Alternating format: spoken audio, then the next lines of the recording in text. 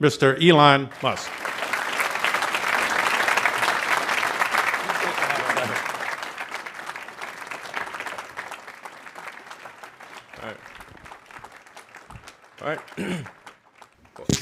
ठीक है, सबसे पहले मैं आपको शुक्रिया कहना चाहता हूं कि आपने मुझे पागल इंसान नहीं कहा।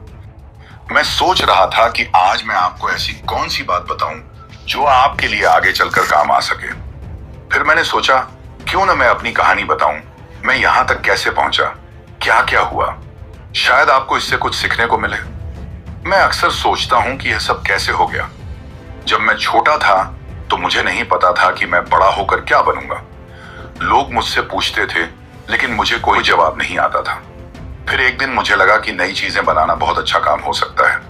मैंने ऐसा इसलिए सोचा क्योंकि मैंने एक किताब में पढ़ा था, अगर कोई टेक्नोलॉजी बहुत आगे की हो तो वो जादू जैसी लगती है। और ये बात सच है। अगर हम 300 साल पहले की दुनिया देखें तो आज की चीजें जैसे उड़ना, दूर किसी से बात करना, इंटरनेट पर दुनिया की सारी जानकारी मिल जाना, ये सब पहले नामुमकिन लगता था। तब लोग इन्हें जादू मानते, आज हम इन्हें आम बात मानते हैं। मुझे लगता है आज की टेक्नोलॉजी तो जादू से भी बढ़कर है। इसलिए मैंने सोचा अगर मैं कुछ ऐसा बना सकूं, कुछ नया कर सकूं, खासकर टेक्नोलॉजी में, तो वो भी जादू जैसा होगा और वो बहुत जबरदस्त बात होगी। मुझे हमेशा डर लगता था क्योंकि मैं समझना चाहता था कि इस पूरी जिंदगी का मतलब क्या है, यानी हम यहाँ क्यों हैं, चीजों का मकसद क्या है। फिर मैंने सोचा अगर हम दुनिया के ज्ञान को बढ़ा सकें और ऐसी चीजें बना सकें जो इंसान की सोच और समझ को आगे ले जाएं, तो हम अच्छे सवाल पूछ सकेंगे और चीजों को सही से समझ सकेंगे। यही आगे बढ़ने का रास्ता है। इसलिए मैंने फिजिक्स और बिजनेस की पढ़ाई की, क्योंकि मुझे लगा कि कुछ नया और बड़ा करने के लिए यह जानना जरूरी है कि यह दुनिया कैसे काम करती है और पैसों और कारोबार का सिस्टम कैसे चलता है। साथ ही अगर कोई बड़ी चीज बनानी हो तो अकेले करना बहुत मुश्किल होता है। आपको बहुत सारे लोगों के साथ मिलकर काम करना होता है। इसीलिए मैं कैलिफोर्निया आया ताकि यह पता चल सके कि इलेक्ट्रिक कारों के लिए बैटरी से बेहतर क्या बनाया जा सकता है। मैंने खासकर यह जानना चाहा कि क्या कोई नई टेक्नोलॉजी जैसे कोई सुपर पावर वाला कैपेसिटर बैटरी की जगह ले सकती है। यह 1995 की बात है। उसी वक्त इंटरनेट भी शुरू हो रहा था। फिर मैंने वो सोचा या तो मैं उस टेक्नोलॉजी में रहूं जिसमें कामयाबी की कोई गारंटी नहीं है, या मैं इंटरनेट के साथ कुछ काम करूं जहां ज्यादा मौके हैं। तो मैंने पढ़ाई छोड़ दी। लेकिन अच्छी बात यह थी कि मैंने ग्रेजुएशन पूरा कर लिया था, इसलिए कोई मुझे गलत सलाह देने का आरोप नहीं लगा सकता। फिर मैंने इंटरनेट से जुड़ा कुछ काम किया, जिनमें से एक था पेपैल। शायद यह जानना अच्छा होगा कि पेपैल की शुरुआत कैसे हुई। शुरू में हमारा आइडिया था कि एक ऐसी जगह बनाएं जहां लोग अपने पैसों से जुड़ा हर काम आसानी से कर सकें। हमने एक छोटा सा फीचर भी बनाया था, ईमेल से पेमेंट करना। जब हम लोगों को अपनी चीज दिखाते थे तो हम उन्हें बड़ा और मुश्किल वाला हिस्सा दिखाते थे, पूरा फाइनेंशियल सिस्टम, पर किसी को खास दिलचस्पी नहीं थी। लेकिन जब हमने ईमेल पेमेंट दिखाया जो बहुत आसान था, तो सबको बहुत पसंद आया। तभी हमें समझ आया कि लोगों की बातें सुनना कितना जरूरी है। अगर हमने लोगों की राय नहीं मानी होती तो पेपैल शायद कामयाब नहीं होता। इसलिए जब लोग आपको कोई फीडबैक दें तो उसे नजरअंदाज मत करो। अगर जरूरत हो तो अपनी पुरानी सोच बदल लो। पेपैल के बाद मैंने सोचा ऐसी कौन सी बड़ी समस्याएं हैं जो इंसानों के भविष्य को बदल सकती हैं। ये सोच सिर्फ पैसे कमाने की नहीं थी, बल्कि ये समझने की थी कि इंसान की लाइफ को सबसे ज्यादा क्या बदल सकता है। पहली बड़ी समस्या थी पृथ्वी की एनर्जी को टिकाऊ बनाना, यानी हमें बिजली और ऊर्जा को ऐसे बनाना है जो पर्यावरण को नुकसान न पहुंचाए। अगर हम ऐसा नहीं कर पाए तो हम मुश्किल में पड़ जाएंगे। दूसरी बड़ी बात थी जिंदगी को धरती के बाहर भी फैलाना, ताकि इंसान सिर्फ धरती पर ना रहे बल्कि दूसरे ग्रहों पर भी रह सके। पहली बात की वजह से टेस्ला और सोलर सिटी शुरू हुई, और दूसरी बात की वजह से स्पेसएक्स। जब मैंने स्पेसएक्स शुरू किया तो मुझे शुरू में लगता था कि कोई भी आम इंसान रॉकेट कंपनी शुरू नहीं कर सकता। मैं इतना पागल नहीं था कि बस यूं ही कुछ भी कर डालूं। लेकिन फिर मैंने सोचा नासा का बजट कैसे बढ़ाया जा सकता है। यही मेरा शुरुआती सपना था।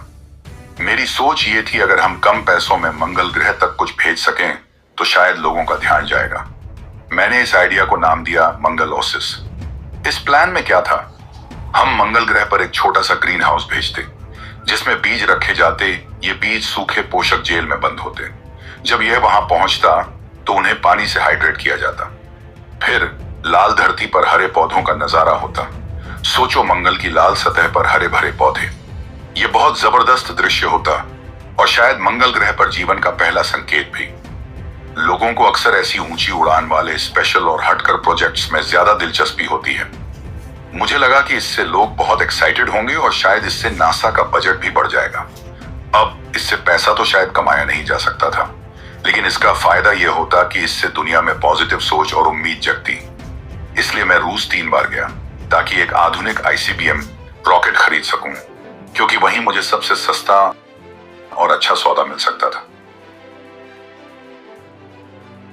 मैं बताना चाहूंगा कि 2001 और 2002 के आखिर में रूस जाना एक अजीब अनुभव था। रूसी रॉकेट आर्मी के सामने जाकर कहना, मैं आपके 2 सबसे बड़े रॉकेट खरीदना चाहता हूं, लेकिन उसमें लगे न्यूक्लियर बम आप अपने पास रख सकते हैं। यह सुनकर उन्हें लगा मैं पागल हूं, लेकिन मेरे पास पैसे थे, इसलिए बात बनी रही। कई बार रूस आने जाने के बाद मुझे समझ में आया कि मेरी शुरुआती सोच गलत थी। शुरुआत में मुझे लगा था कि लोग पृथ्वी से बाहर की दुनिया में जाने और मंगल पर बेस बनाने के लिए इच्छुक नहीं हैं। लेकिन असल में अमेरिका में लोगों में जबरदस्त उत्साह है, क्योंकि अमेरिका खोजकर्ताओं का देश है। लोग यहाँ दुनिया के कोने कोने से आते हैं। ये देश इंसानी खोज की भावना को जीता है।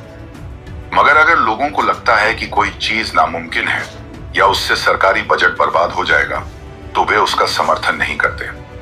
तीसरी रूस यात्रा के बाद मैंने तय किया कि अब हमें खुद इस स्पेस ट्रांसपोर्ट की समस्या को सुलझाने की कोशिश करनी चाहिए, और यहीं से स्पेसएक्स की शुरुआत हुई। यह फैसला मैंने उन सभी की सलाह के खिलाफ लिया जिनसे मैंने बात की थी। एक दोस्त ने तो मुझे रॉकेट फटने के बहुत सारे वीडियो दिखाकर डराने की कोशिश की। और सच कहूं, वह पूरी तरह गलत भी नहीं था। शुरुआत बहुत मुश्किल थी। मैंने पहले कभी कोई असली चीज, फिजिकल प्रोडक्ट नहीं बनाई थी। हाँ, बचपन में मॉडल रॉकेट बनाए थे, लेकिन असली कंपनी चलाना कुछ और ही था। मुझे खुद सीखना पड़ा कि चीजें कैसे बनती हैं और सही लोगों की टीम कैसे बनाई जाए। हमने कोशिश की और 3 बार असफल हुए। रॉकेट साइंस में पासिंग मार्क्स का मतलब होता है 100% सही। आप आधा ठीक नहीं कर सकते, और इसे असली माहौल में पहले से टेस्ट करने का कोई मौका नहीं मिलता। रॉकेट इंजीनियरिंग को समझने के लिए सबसे अच्छा उदाहरण यह है। सोचो, तुम एक बहुत जटिल सॉफ्टवेयर बना रहे हो जिसे तुम चलाने से पहले टेस्ट नहीं कर सकते, और जब पहली बार चलाओ तो उसमें एक भी बग नहीं होना चाहिए। हम पहले लॉन्च में नाकाम रहे। मैं खुद लॉन्च साइट पर जाकर रॉकेट के टूटे टुकड़े उठा रहा था। वो लम्हा काफी दुखद था, लेकिन हमने हर फ्लाइट से कुछ सीखा, और आखिरकार 2008 में चौथी उड़ान में हम रॉकेट को कक्षा ऑर्बिट में पहुंचाने में सफल हुए। यह सब कुछ हम तब कर पाए जब हमारे पास बचे हुए थोड़े पैसे थे, और शुक्र है कि ऐसा हो गया। मुझे लगता है कहावत होती है, चौथी बार सफलता मिलती है।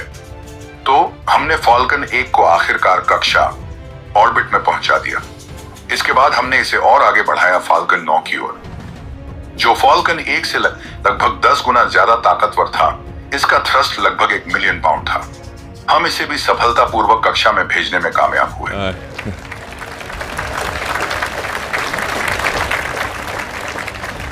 फिर हमने ड्रैगन अंतरिक्ष यान बनाया, जो हाल ही में अंतरराष्ट्रीय अंतरिक्ष स्टेशन ISS से जुड़ने और सुरक्षित वापस लौटने में भी सफल रहा। यह मेरे लिए बहुत बड़ी राहत थी। अब भी कभी कभी मुझे यकीन नहीं होता कि यह सब सच में हुआ था, लेकिन इंसानियत को अगर सच में एक अंतरिक्ष जाने वाली सभ्यता बनना है, अगर हमें एक मल्टी प्लैनेट स्पीसीज बनना है, तो यह तो बस शुरुआत है। हमें इससे बहुत आगे जाना होगा। मुझे लगता है ये इंसानी चेतना को बचाने और फैलाने के लिए सबसे जरूरी कामों में से एक है।